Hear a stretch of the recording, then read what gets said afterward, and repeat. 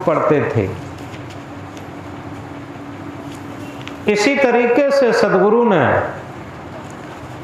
हमारे इस मन को बताया, ये जीवन में बहुत ऊंची ऊंची ज्ञान की बातें करता, विज्ञान की बातें करता, कंप्यूटर की बातें करता, देश विदेश की बातें करता, इतिहास की बातें करता और उन्नत की बातें करता, महल मकान की बातें करता, धन दौलत सोना चांदी हीरा मोती की बातें करता, बहुत ऊंची ऊंची बातें करता। लेकिन अगर विवेक से देखा जाए, निष्पक्षता से देखा जाए, तो जिस तरीके से पंछी टूट पड़ता है अपने आहार पर, ऐसे ही जहां मन का मोह है, मन की आसक्ति है, मन का राग है, वहां एकदम मन टूट पड़ता, फिर कुछ नहीं देखता आगे पीछे क्या होगा। ये मन की स्थिति रहती। हम स्थान बदल दें, कपड़े बदल दें, कुछ भी नहीं होगा जब तक हमारा मन न बदल जाए। यथार्थ में जिन जिन भक्तों का हम आज नाम लेते हैं, चाहे ध्रुव हो, प्रहलाद हो, मीरा हो, सबरी हो, सहजो हो, ये बहुत बड़े भक्त हुए। और इसी के साथ महापुरुष चाहे राम हो, कृष्ण हो, बुद्ध हो, महावीर हो, सदगुरु कबीर हो, स्वामी दयानंद हो, स्वामी विवेकानंद हो, कोई भी महापुरुष हो, इनके जीवन को देखिए, इनका मन बदला था। स्थान और कपड़े बदलने से कुछ भी नहीं होता। अगर कुछ परिवर्तन आएगा तो मन बदलने से होगा। जब तक हमारा मन नहीं बदलता तब तक कोई फर्क नहीं पड़ता। तो इस तरीके से सदगुरु जागृत करके इंकलाब के साथ कहते हैं, तन को साधु सब करें, मन को करे न कोई, जो मन को साधु करे सहज सब सिद्ध हो। हम ऊपर से तन को भक्त बना लेते हैं, साधु बना लेते हैं, महंत महामंडलेश्वर बना लेते हैं, आचार्य बना लेते हैं, पता नहीं क्या क्या बना लेते, और अपने अंदर उतना ही गर्व अहंकार भर लेते कि हम तो इतने बड़े हैं। लेकिन कभी विचार करके देखा, क्या हमने मन को भक्त बनाया? क्या हमने मन को साधक बनाया, मन को साधु बनाया, मन को संत बनाया, मन को पवित्र बनाया, मन को निर्मल बनाया, मन को अमन बनाया? ये कभी बना के देखा? अगर ये नहीं बना के कुछ देखा तो समझो बाहर से बनाना कुछ नहीं हुआ। तन को साधु सब करें, मन को करें न को। बहुत बिरला लोग मन पर जोर देते हैं, अन्यथा तो केवल मन की पूर्ति करने में जीवन भर रहते हैं और बड़े आनंद मानते मन की पूर्ति करने में। यथार्थ में गहराई से सोचें तो रावण बहुत विद्वान था। उसने चारों वेदों का भाष्य लिखा था, टीका किया था, लेकिन उसका आचरण अच्छा नहीं था।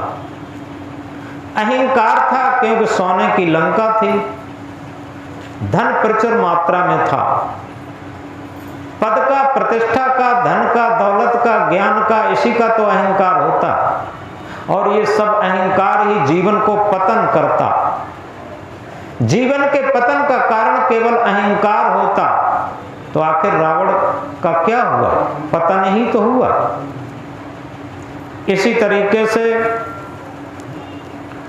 आप दुर्योधन को देख लीजिए, कंस को देख लीजिए, जितने भी आतताई राजा हुए, आतंकी राजा हुए, जिनका बहुत दबदबा रहा, उनका बाद में पतन हुआ। तो इस से ये मन एक ऐसा राजा है, ये बहुत आतंकी, बहुत उत्पाती, बहुत बड़ा राजा है, रावण से भी राजा बड़ा। और अगर ये मन ज्ञानी हो जाए, क्योंकि ज्ञानी उसे नहीं कहते जो वेद शास्त्र उपनिषद गीता रामायण भागवत की बातों को रट लेता और कह लेता।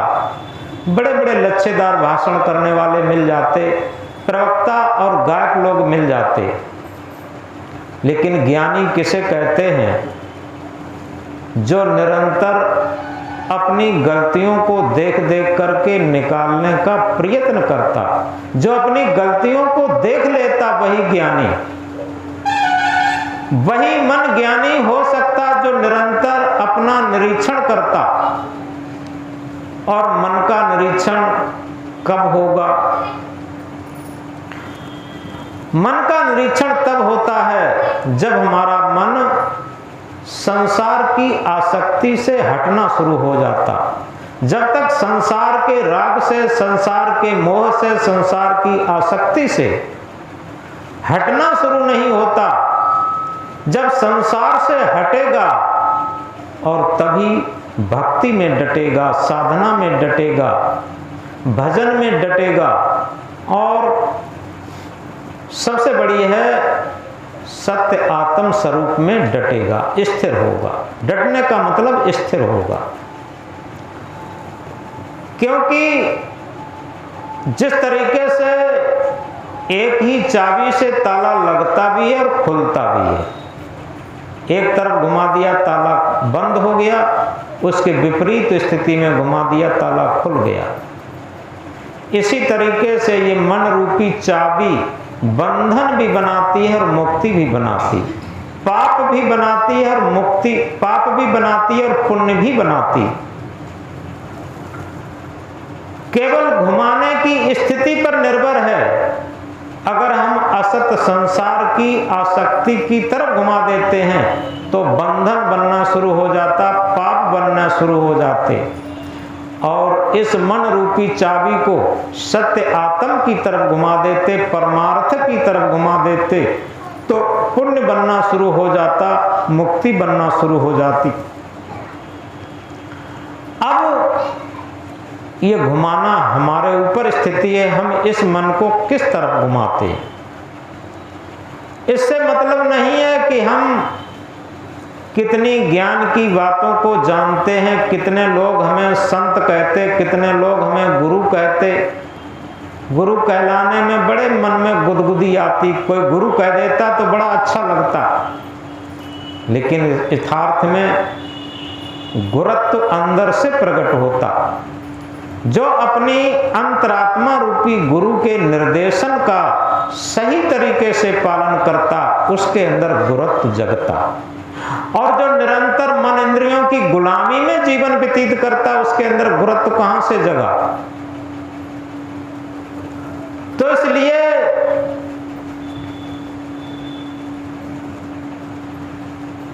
सदगुरु बताते हैं, मन के मारे बन गए बन तज बस्ती माए, कहें कबीर क्या कीजिए यह मन ठहरे ना।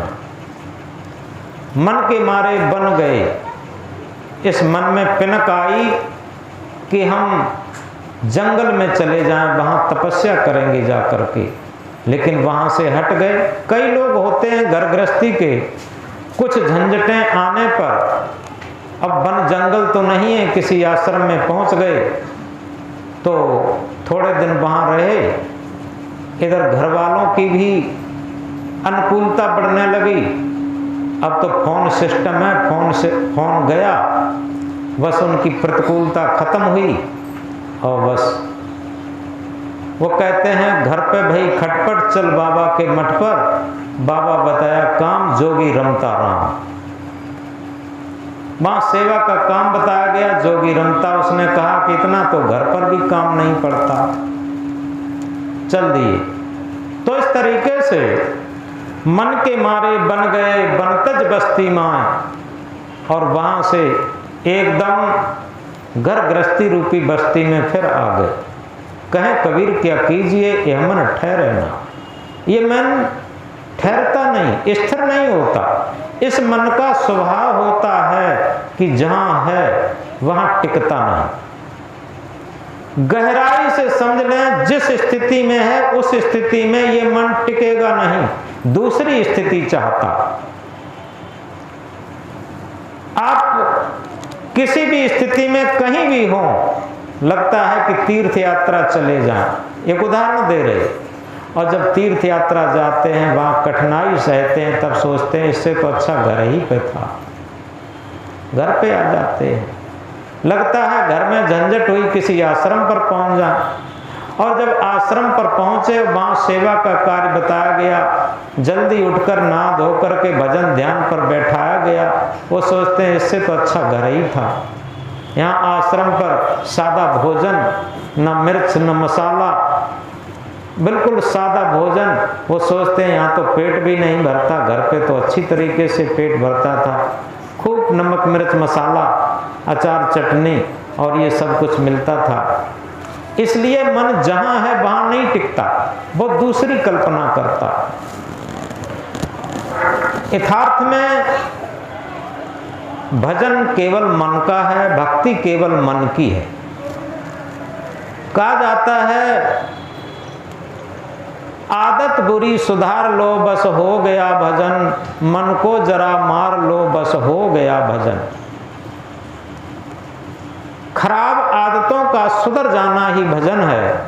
और मन को जहां उसकी आसक्ति है, जहां राग है, जहां उसकी लासा है, ललक है, उस तरफ से लौटाते रहना ये भजन है। लेकिन हम मन की पूर्ति करने में बड़े आनंद मनाते, वही आनंद जीव के लिए काल हो जाता, जीवन के लिए काल हो जाता। जितना जो लोग जवानी पर आनंद मानते और लगता है कि हम बड़े आनंद में हैं, निश्चित समझो उसका रिएक्शन बुढ़ापे पर जरूर आएगा। ये दुनिया में अकाट्य बात है। तो इस तरीके से हम चाहे किशोरावस्था में हैं, जवानी में हैं, बुढ़ापे में हैं, जहां पर हैं वहीं पर अपने जीवन का सदुपयोग करें और मन को कंट्रोल करें। जीवन का सदुपयोग तभी है जब मन की गुलामी में न चलें, अन्यथा जीवन का सदुपयोग नहीं है, ये जीवन का दुरुपयोग है। हम जीवन को प्राप्त तो हैं लेकिन जीवन का सदुपयोग नहीं जानते। जिस तरीके से रेगिस्तान में एक मृग पानी की तलाश में निकलता है, पानी की खोज में निकलता है, क्या होता है? आजकल यहाँ लोगों ने रेगिस्तान तो नहीं देखा होगा, लेकिन ये डामर के चमकते हुए रोड जरूर देखे होंगे। कभी कभी किसी वाहन से जब जाते हैं तो आगे क्या लगता है? आगे लगता है कि पानी भरा है, और जब वहां तक पहुंचते हैं तो पानी नहीं होता। इसी तरीके से एक मृग पानी की तलाश में जब रेगिस्तान में निकलता है तो बालू के चमकीले कणों में सूर्य की किरणें जहां परावर्तित होती हैं, वहां पर पानी जैसा लहराता दिखाई देता, लगता है वहां पानी का सागर भरा है। हिरन पानी पीने के लिए वहां तक जब दौड़ करके जाता है तो वहां सूखा मरुस्थल, रेत ही रेत है, बालू ही बालू, उदास हो जाता है। और वो निगाह पसार के फिर देखता है, ठीक उतनी ही दूरी पर फिर उसे पानी दिखाई देता, और फिर भाग के जाता, और फिर वहां सूखा मरुस्थल। अतः जितना ही वो दौड़ता है पानी के लिए, उतना प्यासा और हो जाता, और पानी भी नहीं मिलता, अतृप्त ही प्राण त्याग देता। ये उदाहरण, ये कहानी बड़ी अच्छी लगती है सुनने में। ये लगता है मृग तो पागल है, लेकिन ये मृग का उदाहरण देकर के हमारे मन मृग को समझाया गया। ये हमारा मन मृग के समान है। ये सांसारिकता के रेगिस्तान में, वासनाओं के रेगिस्तान में, ये सुख रूपी पानी की खोज में चल रहा है। वासनाओं के रेगिस्तान में, सांसारिकता के रेगिस्तान में सुख रूपी पानी की तलाश में है, ये दौड़ रहा है। जहाँ जहाँ मन के आकर्षण की किरणें, जहाँ जहाँ उसका राग है, जहाँ जहाँ आसक्ति है, जहाँ जहाँ ममता है, जहाँ जहाँ मोह है, लगता है कि वहाँ सुख का पानी जरूर मिलेगा, लेकिन जब वहाँ दौड़ के जाता है तो वहाँ सूखा मरुस्थल, सुख है ही नहीं। दुनिया के जितने भी माने, संसार के जितने भी माने गए सुख हैं, उनके पीछे अपार दुख है। आप देख लीजिए, सभी यहाँ पर सभी उम्र के लोग बैठे हैं, सबका अनुभव है, सबके प्रयोग हैं। जिसे सुख मान करके ये मन ललक करके दौड़ के गया, वहाँ सुख के पीछे दुख ही मिला, सुख किसी को मिला नहीं।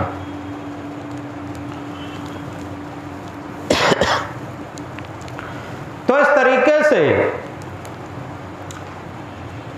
ये वासनाओं की मृग मरीचिका, मन इसमें दौड़ रहा है, लेकिन ये प्यासा ही, अतृप्त ही खत्म हो जाता। ऐसे ही आप देखें, जितना ही ये मन संसारिकता में दौड़ता है, ये कहा है, दौड़त दौड़त दौड़िया जहाँ तक मन की दौड़, दौड़ थकी मन थिर भया बस्त ठौर की ठौर। जिस सुख, जिस शांति, जिस सत्य, जिस आत्म परमात्मा को खोज रहा था, जिस सुख शांति को खोज रहा था, वो कहीं बाहर नहीं था। क्योंकि जितना दौड़ते हैं, जितना मन दौड़ता है, जितना मन दौड़ता है, उतना ही सुख शांति से दूर होता चला जाता। ये नियम की बात होती। और जितना मन स्थिर होता, जितना मन एकाग्र होता, जितना मन शांत होता, उतना ही सुख शांति के तरफ इसकी यात्रा शुरू हो जाती। संसार की सारी मंजिलें दौड़कर मिलती हैं, जितना तेज दौड़ेंगे, और आध्यात्मिक मंजिल, कल्याण की मंजिल, मुक्ति की मंजिल, सुख शांति की मंजिल, आत्म परमात्मा की मंजिल, ये रुककर मिलती है। जितना हम रुकेंगे, जितना स्थिर होंगे, जितना शांत होंगे, और ये किसके द्वारा? ये मन के ही द्वारा होगा। मन जितना एकाग्र होता जाएगा, मन जितना शांत होता जाएगा। बड़ी सरल सी बात है, जैसे किसी नदी पर पुल हो, पुल के द्वारा हम उस पार जा भी सकते हैं, उस पार देख भी सकते हैं।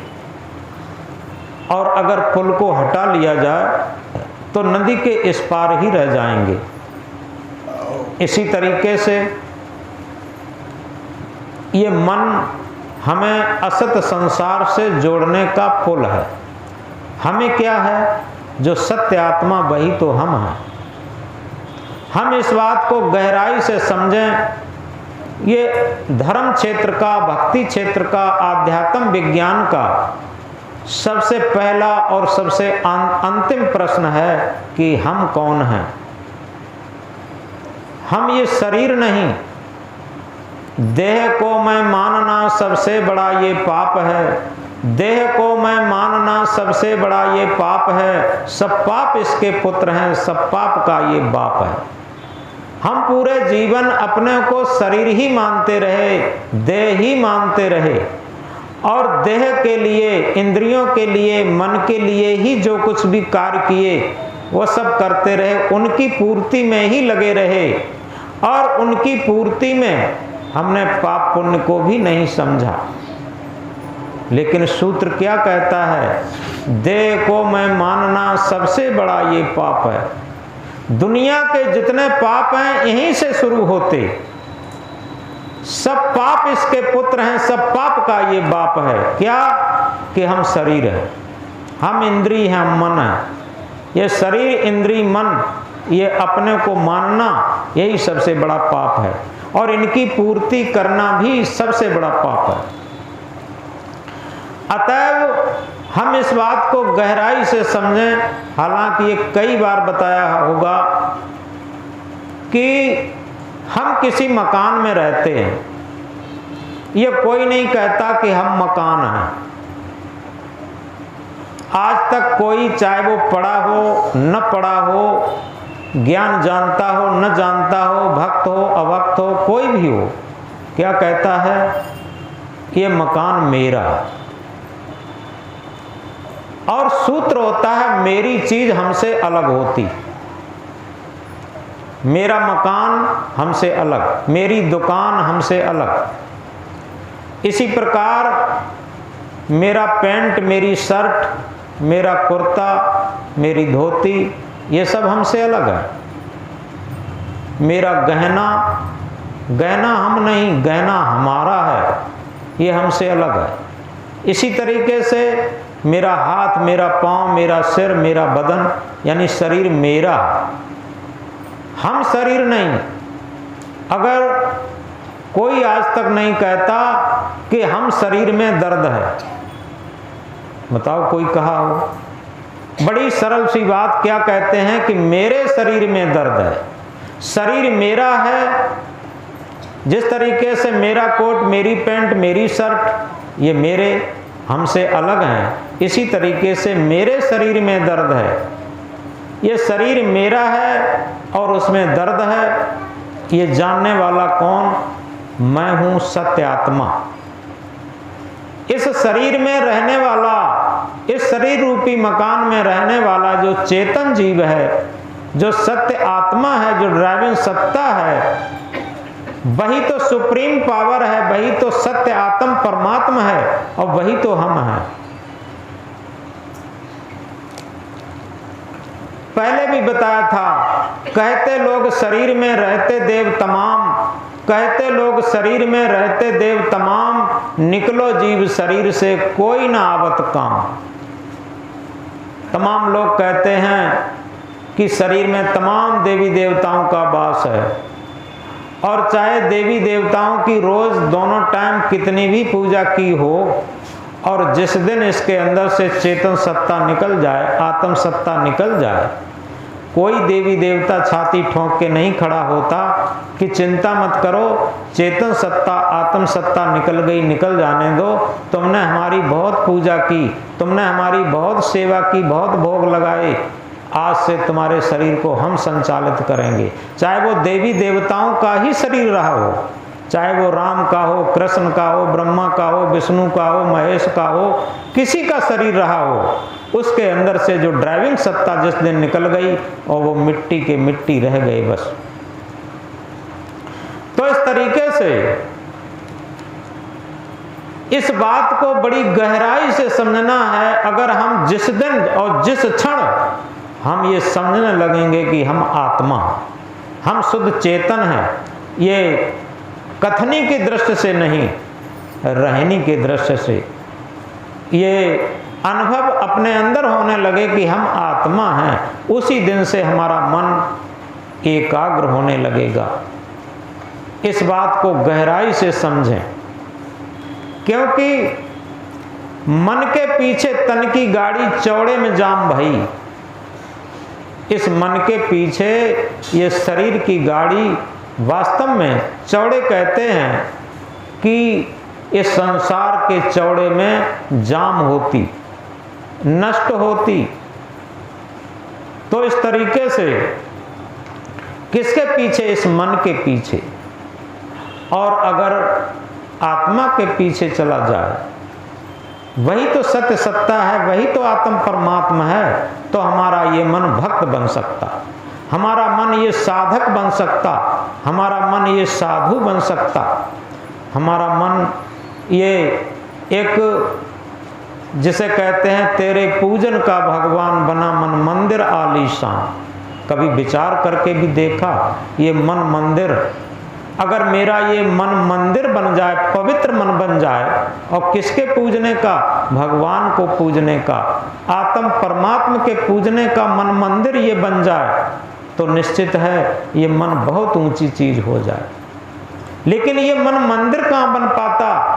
ये तो विकारों का घर बना रहता। जब तक इसमें विकार रहेंगे, तब तक ये परमात्मा का पूजने का मंदिर कैसे हो पाएगा? इसलिए इस मन मंदिर में झाड़ू रोज लगाया कर। अगर इस मन मंदिर में हम रोज झाड़ू लगाएं, रोज झाड़ू क्या होता है? सदगुरु कहते हैं नित की गोष्ठ माया मोह छूटे, नित खरसान लोहा घुन छूटे। यदि किसी लोहे में काई लगी हो और उस लोहे को हम सान पर चढ़ा दें तो सान से उसकी मूर्छा सब खुरच जाएगी, छूट जाएगी और लोहा चमचमाने लगेगा। इसी तरीके से नित्य की गोष्ठ माया मोह टूटे। गोष्ठ कितने कहते हैं? नित्य सत्संग, संतों का संग।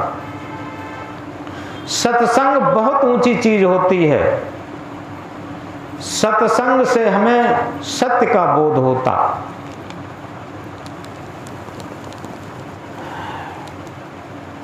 हम केवल थोड़ी ज्ञान की चर्चा को ही सत्संग मान लेते। सत्संग एक अलग चीज है। जब सत्संग ये आम चर्चा का शब्द बन गया है कि चलो वहां चलेंगे, वहां सत्संग होता है। ऐसा होता है कि सत्संग एक घटना, सत्संग नहीं सत्चर्चा की जा सकती है।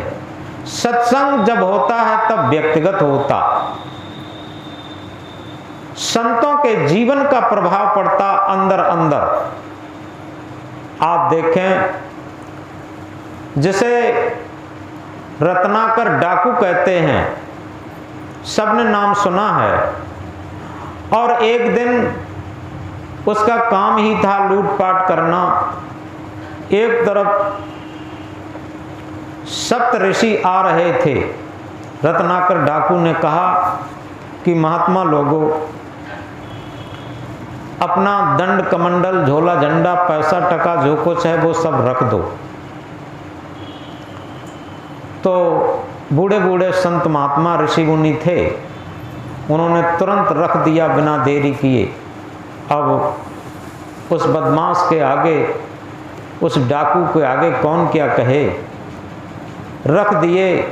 लेकिन एक जो बूढ़े ऋषि संत थे, उन्होंने कहा कि रत्नाकर, हमने अपना सब सामान तो रख ही दिया है, लेकिन तुमसे एक बात कहते हैं। एक बात बताओ, तुम जितना पाप करते हो रोज, और इस पाप में तुम्हारे कोई परिवार वाले हिस्सा लेंगे कि नहीं लेंगे? इस बात की जानकारी करो। रत्नाकर आंखें तरेरता हुआ बोला, चलो चलो, तुम्हारे जैसे तो लोग रोज हमें मिलते हैं, बातें बनाने वाले। उस बूढ़े संत ने कहा कि नहीं, बातें बनाने वाले नहीं,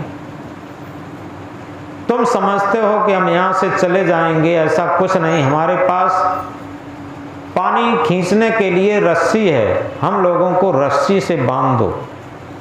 और तुम परिवार में पूछो जरूर।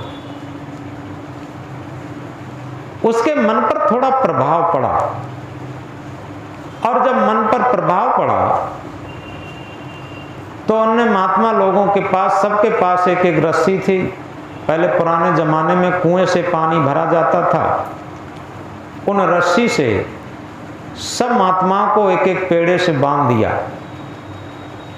और वो घर में जाता है, सबसे पहले अपने माता पिता से पूछता है कि माता पिता, आप लोग बुजुर्ग हो गए हो और हम रोज डकैती चोरी करके लाते हैं, परिवार का पालन पोषण करते, हमारे संस्कार बिगड़ गए हैं, क्या हमारे संस्कारों में आप लोग हिस्सा लोगे?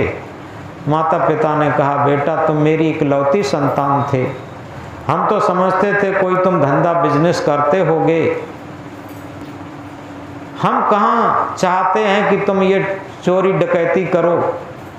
हम सोचते हैं हम गरीबी में जी लेंगे, फटा कपड़ा सूखी रोटी खा के जी लेंगे, लेकिन तुम ये चोरी डकैती का काम मत करो, ये बहुत पाप कर्म होता है और हम क्या इसमें कोई हिस्सा नहीं ले सकता। इतनी बात सुनकर के वो बोलता है ये तो 60 साल के लोग हैं, 60 साल की पाठशाला अलग ही हो जाती है, क्या जाने। हम अपनी धर्म पत्नी के पास जाते हैं। वो पत्नी के पास पहुंचा और पत्नी से कहा कि देखो, हम जो कहीं रोज साड़ियाँ, कहीं गहना, कहीं कुछ लाते हैं, ये तुम्हें मालूम है कहाँ से लाते? ये हम चोरी डकैती करके लाते हैं। अतः तुम हमारे पाप कर्मों में हिस्सा लोगी कि नहीं लोगी? पत्नी ने कहा कि पतिदेव, शारीरिक दृष्टि से हम आपकी अर्धांगिनी हैं, लेकिन आध्यात्मिक दृष्टि से अपने अपने कर्म का फल अपने आप को भोगना पड़ता। अतः हम ये चाहती हैं कि ये कभी भी, आप कहते हैं नई साड़ी और सोना चांदी, हम ये कुछ नहीं पहनेंगे, हम सादा रोटी और सादा कपड़ा पहन के जी लेंगी, लेकिन आप पाप कर्म मत करें। और इसमें अपने अपने कर्मों का ही अपने में हिस्सा होता है, किसी दूसरे का नहीं होता। और हम जब अंदर से नहीं चाहती कि ये आप काम करें, तो हम उसमें हिस्सा भी नहीं ले सकती और उस संस्कार का फल भी मुझे नहीं मिल सकता। जब पत्नी की बात सुनी तो उसका अंदर से मन बदलने लगा। जो बात हम मन को बदलने की कह रहे थे, मन बदलने लगा और तब तक उसका लड़का आ जाता है। वो बातचीत हो ही रही थी, एक लड़का था, वो आया, उसने कहा पिताजी, हम चाहते हैं कि ये सब पाप कर्म आप छोड़ दो और खेती बाड़ी से लेकर बिजनेस व्यापार से लेकर नौकरी चाकरी तक ये काम करो और हम वही काम करेंगे। ये पाप कर्म मत करो, ये संस्कार बिगाड़ देते हैं और इनमें हम हिस्सा कभी नहीं ले सकते। जब पुत्र की एकदम निढाल बात सुनी, अटूट बात सुनी, तो पत्नी और पुत्र की बात सुनकर के उसका मन बदल गया।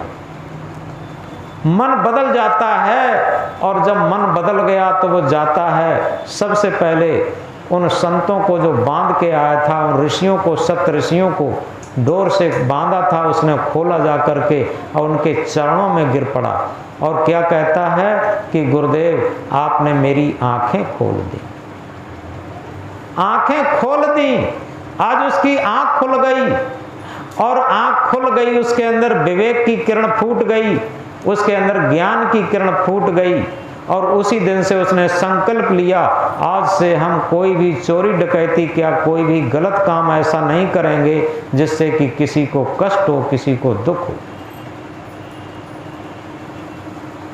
और उसका इतना जीवन बदला, बताते हैं वही रत्नाकर अपनी भजन साधना में लगा, उन सप्त ऋषियों को गुरु बना करके, और इसके बाद वही महर्षि वाल्मीकि बना जिसने आदि रामायण की रचना की। वाल्मीकि रामायण जिन्होंने पढ़ी है वो जानते हैं, बताते हैं, लिखा है कि उसी रत्नाकर डाकू जो बदल गया था उसका बाद में नाम वाल्मीकि पड़ा और उसी ने जो वाल्मीकि रामायण की रचना की उसी ने की थी। तो देखो ये सब मन बदलने की बात थी। अंगुलीमाल डाकू, जिसकी संक्षेप में कथा बता दें, ये गुरुकुल में पढ़ता था और इसका अहिंसक नाम था। गुरुकुल में पढ़ता था, गुरुकुल में सबसे ज्यादा होशियार था और इसके साथी लोग इससे जलते थे और इसके जो गुरु थे, आचार्य थे, वो इससे बहुत प्रेम करते थे क्योंकि लड़का बहुत इंटेलिजेंट था, बहुत होशियार था और सेवा भाव भी था। लेकिन क्या होता है जब गलत लोग पीछे पड़ जाते हैं, देखो उससे कैसे मन बदलता। ये मन बदलने की सब बात बता रहे। तो उस अहिंसक को गिराने के लिए उसके जो पढ़ने वाले विद्यार्थी थे उन्होंने एक गुट बनाया। 3-3 विद्यार्थियों के 3 गुट बनाए। अब वो आचार्य के पास गए और ये कहा कि गुरुजी को प्रणाम किया। उसके बाद कहा, गुरुजी ने कहा कि आप कैसे आए बताओ। उन्होंने कहा कि इसलिए आए जो अहिंसक है वो गुरुमाता के पास बहुत बैठता है और काफ़ी देर तक बात करता। ये पहले गुरुकुली पद्धति थी। जो ऋषि मुनि थे वो पत्नी सहित रहते थे और भौतिक विद्या भी पढ़ते थे, पढ़ाते थे, आध्यात्मिक विद्या भी पढ़ते थे, पढ़ाते थे, ये सब करते थे। तो जैसे ही उन 3 लड़कों ने कहा जा करके ये अहिंसक आप जिससे बहुत प्रेम करते हैं, गुरु माता से यानी आचार्य की पत्नी से बहुत प्रेम करता और बहुत देर तक बातें करता रहता। आचार्य ने फटकारा कि भाग जाओ पागलो, नहीं तो तुम्हें डंडा लगेंगे। हमारे बेटा के समान प्रिय शिष्य को तुम दोष लगाते। और वो चले गए। देखो मन पर कैसे फर्क पड़ता, लेकिन वो विचार करने लगे अंदर अंदर। बाहर से तो फटकार दिया, अंदर से आचार्य का मन कुछ ढीला पड़ा। 1-2 घंटे के बाद दूसरा बैच आया 3 लड़कों का। प्रणाम करके बैठे। आचार्य ने पूछा कहो कैसे आए? कि आए क्या गुरुदेव? इसलिए आए कि अहिंसक का मन बड़ा गड़बड़ मालूम पड़ता है। ये गुरु माता के पास बड़ी रात रात में बात करता रहता। आगे बढ़ा के थोड़ी बात कह दी। अब आचार्य ने उन्हें भी फटकार दिया, लेकिन वो चले गए। धीरे धीरे आचार्य के मन में संदेह पैदा हो गया कि आखिर पहले वाले लोग कहे चलो हमने फटकार दिया, ये लोग भी कहते हैं, इसका मतलब कुछ गड़बड़ है।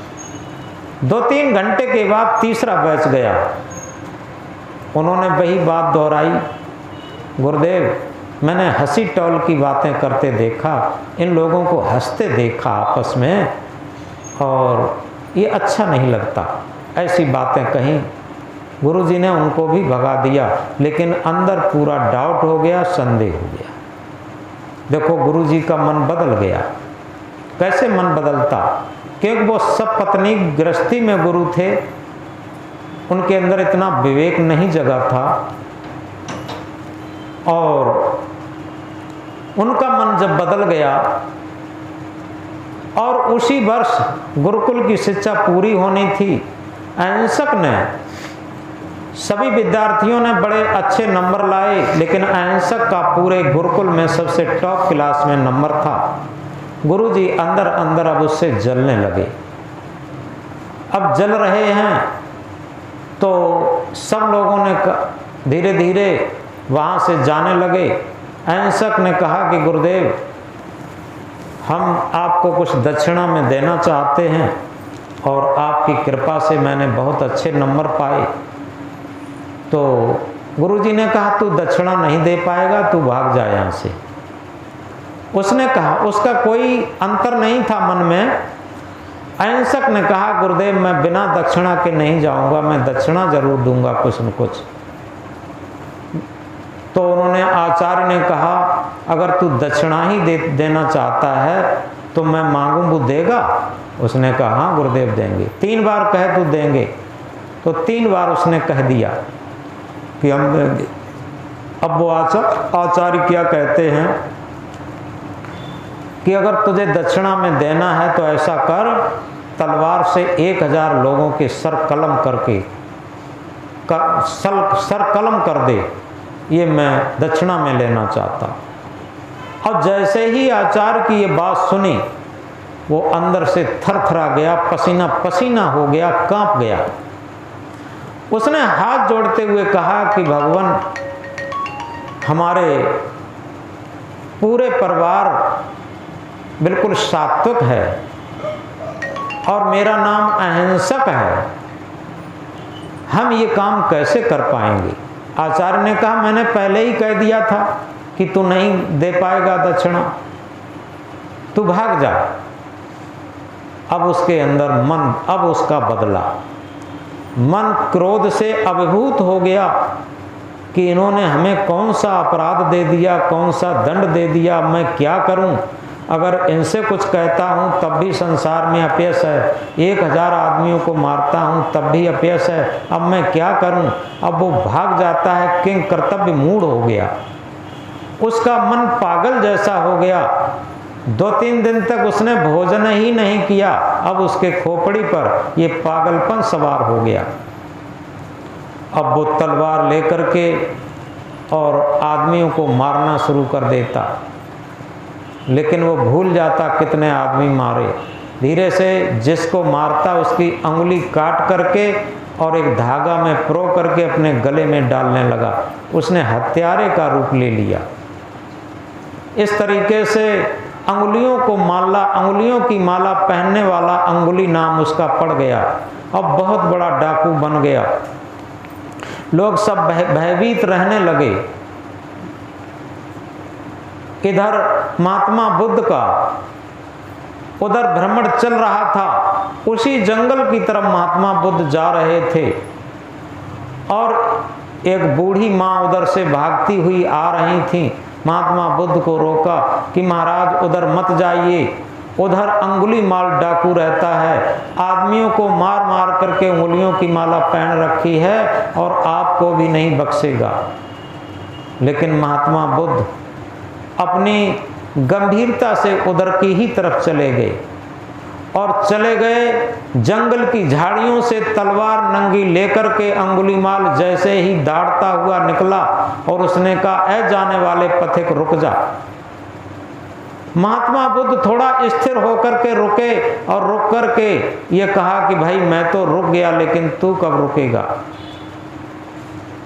उसे बड़ी विलक्षण बात लगी कि आज तक मेरे सामने प्राणों की भीख मांगने वाले रहे, आज तक ऐसा कोई व्यक्ति नहीं मिला जो इस तरह की बात कहता। तो इस तरीके से वो सामने जाकर के तलवार लेके खड़ा हो गया और बुद्ध से पूछा, अभी आपने क्या कहा। महात्मा बुद्ध ने बड़ी शालीनता में कहा कि मैंने ये कहा कि मैं तो रुक गया, लेकिन तू इन पाप कर्मों से कब रुकेगा। उन्होंने पूरी बात दोहरा दी। उनकी उस वाणी में, शालीनता भरी वाणी में ओज था, तेज था। उस तेज और ओज और शालीनता के प्रभाव में उसके मन पर फर्क पड़ा। देखो कैसे सत्संग की घटना घटती है। हम वो चीजें बता रहे हैं कि केवल चर्चा करने से नहीं, सत्संग एक घटना होती है। तो उनके तेज, ओज और व्यक्तित्व, प्रतिभा से उस पर प्रभाव पड़ा, उनकी वाणी से प्रभाव पड़ा कि मैं तो रुक गया, लेकिन तू इन पाप कर्मों से कब रुकेगा। और जैसे ही इस बात को कहा वो थोड़ा शालीन हुआ। उसने कहा, महाराज मैंने तो बहुत पाप किए हैं। और जैसे ही थोड़ा शालीन मालूम पड़ा, बुद्ध ने एक बात दोहरा दी। बुद्ध ने कहा कि आज मैं तेरी शक्ति की परीक्षा लेना आया हूं, तो कितना शक्तिशाली है। और जैसे ही इस बात को कहा, मारे क्रोध के अंगुलीमाल का चेहरा लाल हो गया और ओठ फड़कने लगे और इस तरीके के उसके आंखों से जो क्रोध अंगारे जैसा धधकने लगा। और ये कहा, क्या कहा। तो बुद्ध ने फिर शालीनता में कहा कि मैं तेरी परीक्षा लेने आया। और जैसे ही दोहराई, अंगुलीमाल बहुत तेज सुर में कहता है कि बताओ तो अभी इस वृक्ष को उखाड़ के फेंक दूं, बताओ तो इस पत्थर को तोड़ के फेंक दूं, और बताओ तो इसी क्षण तुझे यमसदन पहुंचा दूं। नंगी तलवार को लिए बुद्ध से कहा कि बताओ तुम्हें अभी यमसदन इसी क्षण पहुंचा दूं, क्या मेरी शक्ति की परीक्षा लोगे। तो बुद्ध ने कहा कि मैं बहुत छोटी परीक्षा लेना चाहता, इस वृक्ष की एक छोटी सी डाली तोड़ दो। अहंकार में उन्मत्त अंगुलीमाल एकदम उछला और बड़ी सी डाली तोड़ के फेंक दी और ये कहा कि बताओ मेरी शक्ति की परीक्षा हो गई। बुद्ध ने कहा नहीं, अभी तो आधी परीक्षा हुई, आधी बाकी है। इस डाली को वहीं चिपका दो जहां लगी थी। अहंकार में उन्मत्त अंगुलीमाल उस डाली को उठा के वहीं चिपकाने लगा। ये कहा है, मूर्ख को शिक्षा नहीं लागत, कष्ट परे पर आप ही जागत। कोई मूर्ख कौन होता है? ये मन मूर्ख है। मोह रख मूरख, जितना मोही आदमी, जितना अहंकारी मन होगा उतना ही मूर्ख होगा। तो वो अहंकारी अंगुलीमाल जब डाली को चिपकाता है चिपकाता है चिपकाता है, डाली वहां नहीं चिपक रही, जब असमर्थता आ गई अब उसका अहंकार गला। जब अहंकार गला अब बड़ी शालीनता में बात करता है, महाराज ये डाली तो अब वहां नहीं चिपक रही। और जैसे ही उसने शालीनता की बात की, बुद्ध ने थोड़ा तेजी बात कर दी। जब तू एक छोटी सी डाली वहां नहीं चिपका पाता, कभी किसी प्राणी को जीवन दान दिया कि महाराज मैंने किसी प्राणी को जीवन दान तो नहीं दिया? तूने जीवन दान नहीं दिया तो फिर इन निर्दोष व्यक्तियों को मार मार के अंगुलियों की माला पहन रखी है, तेरा क्या अधिकार? अरे ये किसी की हत्या करना ये तो छोटा बच्चा भी कर सकता है, ये तो बहुत कायरता का काम है, ये वीरता का काम कहाँ है? वीरता तो काम वो है जो किसी की जान बचाए, जो किसी को जीवन दान दे, वो वीरता का काम है। तो वीरता का काम तूने कहां किया? तूने तो बड़े कायरता के काम किए।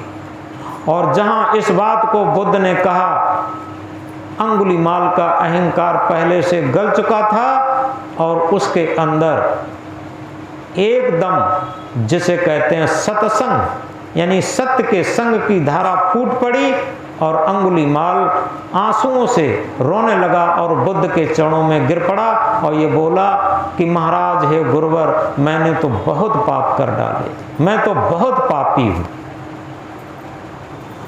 जैसे ही उसने कहा कि मैंने बहुत पाप कर डाले, मैं तो बहुत पापी हूं, बुद्ध ने उठा के छाती लगाया और ये कहा कि चिंता मत करो, जिस दिन जो अपने पापों पर पश्चाताप करता है, प्रायश्चित करता है और जीवन में कभी भी पाप न दोहराने का संकल्प लेता है, उसी दिन उसका सच्चा जीवन शुरू हो जाता, उसे जीवन जीने का बोध आ जाता। आज से तू संकल्प ले कि जीवन में मैं कभी भी कोई पाप नहीं करेंगे, कोई हत्या नहीं करेंगे।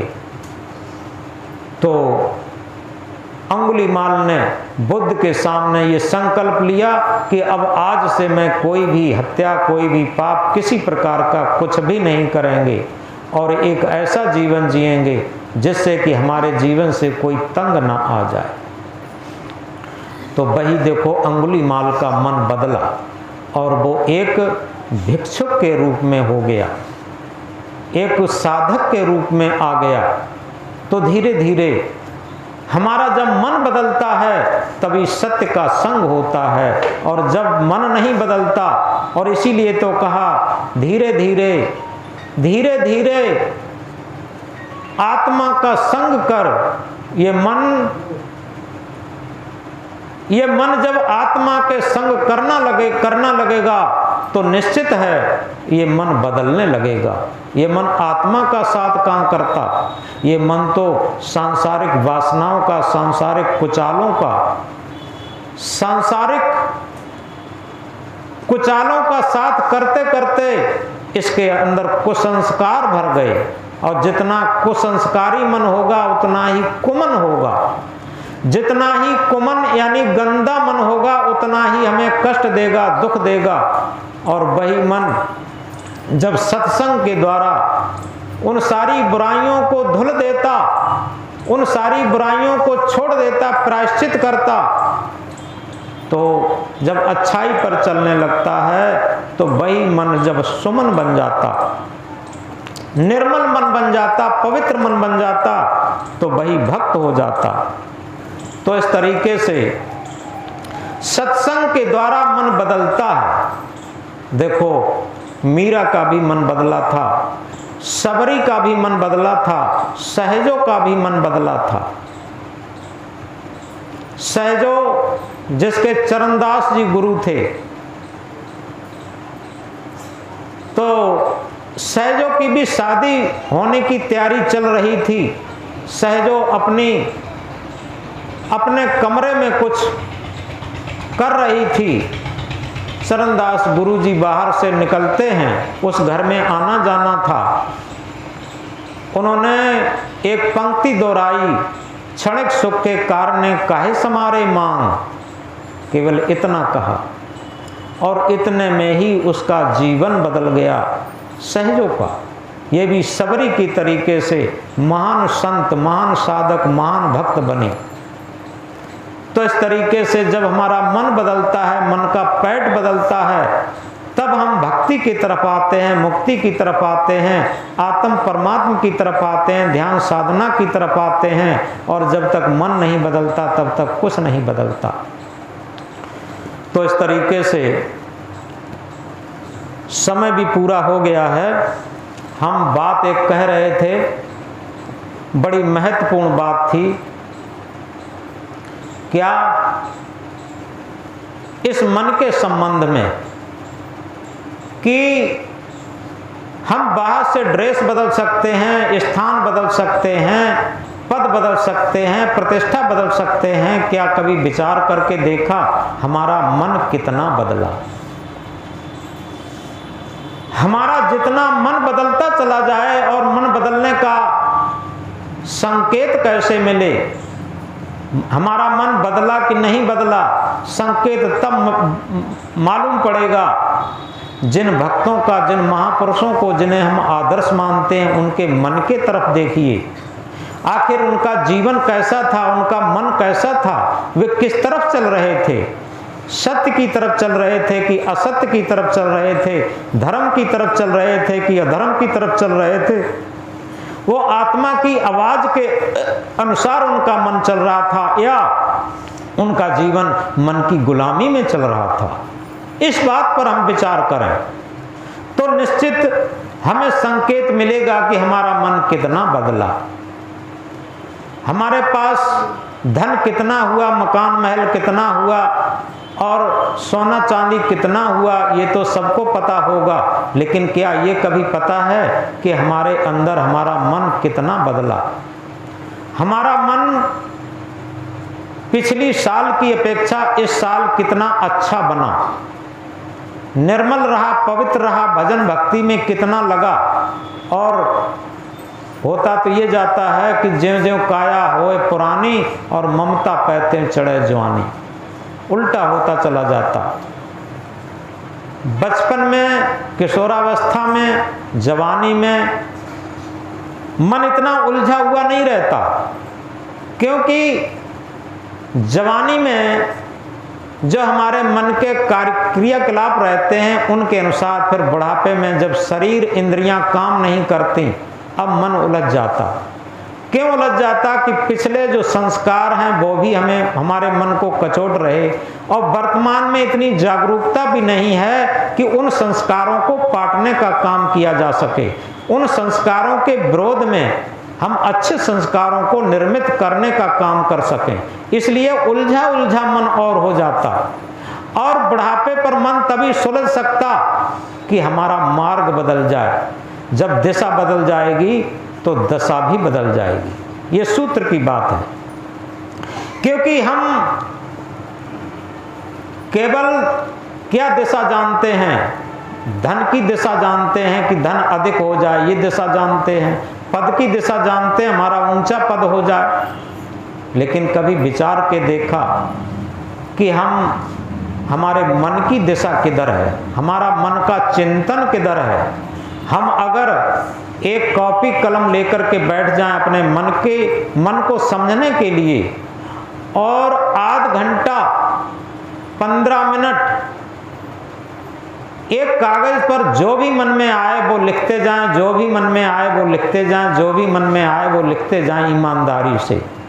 फिर ये देखें कि 15 मिनट के मन के विचार वो कागज किसी को दिखाने लायक रहा कि नहीं रहा। अगर 15 मिनट के मन के विचारों को किसी को दिखाने लायक नहीं रहा तो बताओ हमारा मन कहाँ सुमन हुआ, कहाँ निर्मल हुआ, कहाँ भक्त हुआ, कहाँ साधक हुआ? तो इस तरीके से ये मन को परखने का एक सूत्र है, एक गणित है, एक विज्ञान है। तो इसलिए हम कह रहे थे कि मन को मारे बन गए बन तज बस्ती माए, कहें कबीर क्या कीजिए यह मन ठहरे ना। वास्तव में सारा खेल मन का है। मनुष्य के शरीर में मन की बहुत बड़ी विशेषता है। क्योंकि इसका सदुपयोग ही ये मनुष्य को एक बहुत बड़ा वैज्ञानिक बना देता है, मनुष्य को एक देवता बना देता है, एक अवतार बना देता है, एक भगवान की तरफ बना देता। और इसका दुरुपयोग किया गया तो रावण, दुर्योधन और कंस जैसा बना करके, अहंकारी बना करके और पतन की तरफ ले जाता। इसलिए हम अपने भक्ति के जीवन में ये समझें कि हम अपने मन को जितना सुंदर बनाएंगे, शरीर सुंदर हो कि ना हो, चेहरा सुंदर हो कि ना हो, कपड़े सुंदर हो कि ना हो, जैसे किसी के कपड़े पर कोई दाग लग जाए तो उसी क्षण वो छुटाने के लिए तत्पर हो जाएगा और कोई न कोई प्रयास करके छुटा लेगा। लेकिन मन में दाग लगे हों, कितने दाग, कितने धब्बे लगे हों, कहाँ हम विचार कर पाते ये धब्बे दाग कैसे छूटे मन के। तो इसलिए मन के दाग धब्बे छुड़ाए जाएं और वो सत्संग के जल से, संतों के सानिध्य के जल से हम इसे छुड़ा सकते, मन को निर्मल बना सकते। तो इस तरीके से बहुत अधिक न कहकर केवल एक बात को ही समझें कि जीवन में हम कुछ परिवर्तन करें और वो परिवर्तन अपने मन का करें। निरंतर मन को बदलना है और पवित्रतम मन बनाना है। जितना पवित्र मन होगा, जितना निर्मल मन होगा, उतना ही हमारी भक्ति आगे बढ़ रही। हमने कितनी बार माला घुमाई, कितने तीर्थ किए, कितने व्रत किए, कितना ज्ञान याद है, कितने लोग हमें गुरु कहते, भक्त कहते, संत कहते, इसका कोई मूल्य नहीं। मूल्य है कि हमारा मन कितना निर्मल है, कितना पवित्र है, कितना निष्काम है। इस बात का बहुत मूल्य है। तो एक बात कह के बात बंद करते हैं। हमने देखा है पत्थर पिघलते हुए, हमने देखा है पत्थर पिघलते हुए, शीत जल से भी शोले निकलते हुए, शीत जल से भी शोले निकलते हुए। तुम न बदलोगे कैसे ये विश्वास हो, तुम न बदलोगे कैसे ये विश्वास हो। हमने देखा है मौसम बदलते हुए, हमने देखा है मौसम बदलते हुए। हम अपने जीवन में परिवर्तन करें और जीवन का परिवर्तन यही है कि मन को निर्मल और पवित्र बनाएं। और जब हमारा मन पवित्र बन जाएगा तो निश्चित है, जिसे हम आत्म परमात्मा कहते हैं, जिसे कल्याण कहते हैं, जिसे शांत कहते हैं, जिसे मुक्ति कहते हैं, वो हमारे अंदर ही बहता है, कहीं बाहर नहीं है। क्योंकि मौको कहाँ ढूंढे बंदे, मैं तो तेरे पास में, ना मैं मंदिर, ना मैं मस्जिद, ना काशी कैलाश में। मौको कहाँ ढूंढे बंदे, मैं तो तेरे पास में। खोजी हो तुरंत मिल जाए पले की तलाश में। मौको कहाँ ढूंढे बंदे, मैं तो तेरे पास। तो आज इन्हीं विचारों के साथ बात को बंद करते हैं। लेकिन हम चाहेंगे कि आगे निरंतर हम अपने मन को गढ़ें, छीलें, सुधारें। जितना पवित्र मन बनता जाएगा उतना ही सुखी जीवन होता जाएगा। ये आध्यात्मिक सूत्र है, यही सच्चे सद्गुरु का मंत्र है। बोलो सद्गुरुदेव की।